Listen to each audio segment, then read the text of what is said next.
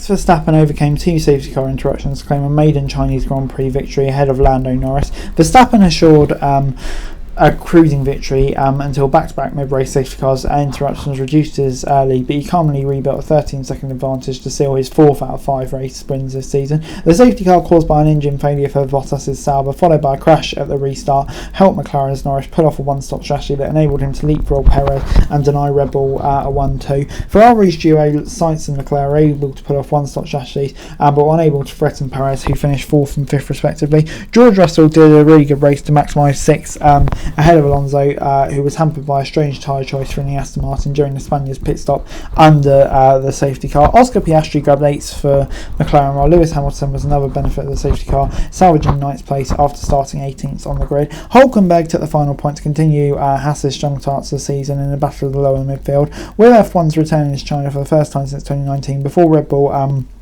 became F1's dominant force. The Shanghai International Circuit becomes a 26 different circuit Verstappen has won at. The victory extends his lead to 25 points in the title and keeps the Dutchman on course to seal his 4th successive title. Red Bull's advantage over Ferrari at the top of the standings grows to 44 points, while McLaren a further 55 points back in 3rd. With rain in Friday's sprint quali shuffled in the field and forced Verstappen to come behind in Saturday's shorter race, Red Bull's dominance in the dry hand left mystery going into Sunday. What looked to be a near certain Red Bull 1-2 came under early threat as Alonso pulled off an impressive pass around the outside of Perez in the first corner, but by lap 5 the Mexican had regained the position. Verstappen had opened up a 10-second gap to Perez by the time the pair opted to make their first pit stop, with the margin allowing Red Bull to bring both cars in at the end of lap 13. Norris and the Ferrari stayed out, but Verstappen was able to regain on lap 19 just before Bottas' engine failure triggered a VSC, which became a full safety car as the Marshal struggled to remove his car from the track.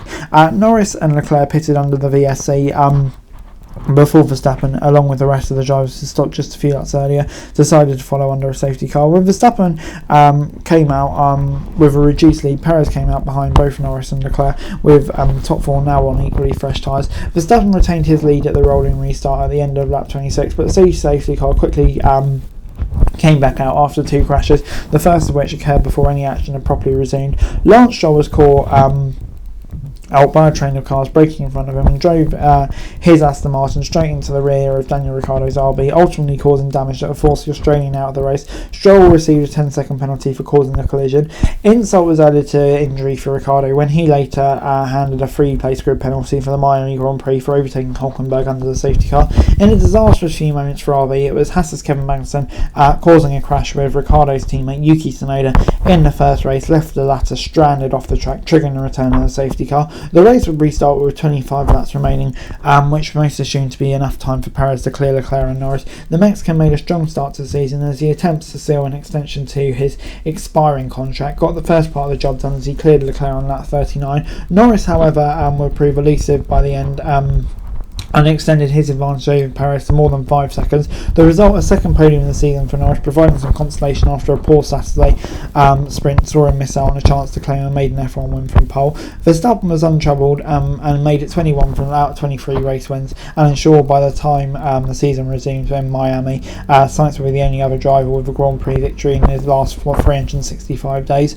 Behind the front 3 though, Ferrari had to settle for the first race this season without a podium as the Italian team failed to deliver the pace they expected on Sunday. The cause wasn't helped out by Leclerc forcing Sainz off at the track in an instant that saw them lose positions to Russell and Hulkenberg. While they were able to regain places, Norris' significantly superior pace during the second half of the race put Ferrari's early season status as the best of the rest into doubt. Unlike Norris, he was unable to avoid going backwards after a strong start, but his challenge was stiffer when Aston Martin gave him a set of soft tyres under the safety car, which wouldn't enable him to get to the end of the race like it would on hard tyres of his rivals. He would be forced to stop again 13 laps from the end, and after which he made 4 late passes to claim 7th place, which surely would have been at least 6 with a more optimised strategy. One of the cars Alonso passed late on was Hamilton, who completed the 50th race since the last victory at Saudi Arabia in 2021. The Brit would finish 9th, but was assisted by the safety car as WE15's lack of pace left him battling with back markers at the early stages. Hamilton's just 9th after 5 rounds with just 19 points on the board, and I think he's probably very much looking forward to getting into that Ferrari car, isn't he? And before I go, let me run you through the classification from the race. And Verstappen coming out on top. Yeah, great job from Verstappen. Never really in doubt, even with the safety cars. Yeah, great job from him as per usual. Norris in second, really showed great pace to get second. Perez kind of outdone on strategy, but Norris's pace was really good, so encouraging signs for them.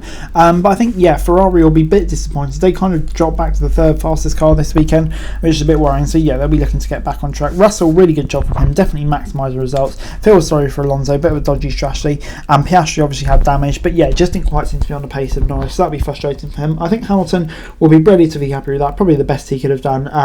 Except for maybe get past Piastri, but on the whole, a solid recovery drive. Then you got Hulkenberg in 10th.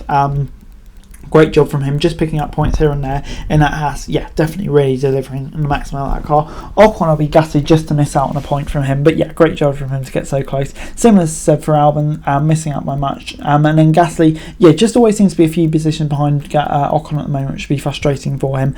But yeah, it is what it is. And then you got Zhou in 14th. Yeah, just didn't really have the pace. It'd be interesting to see Bottas without the DNF, what he could have achieved.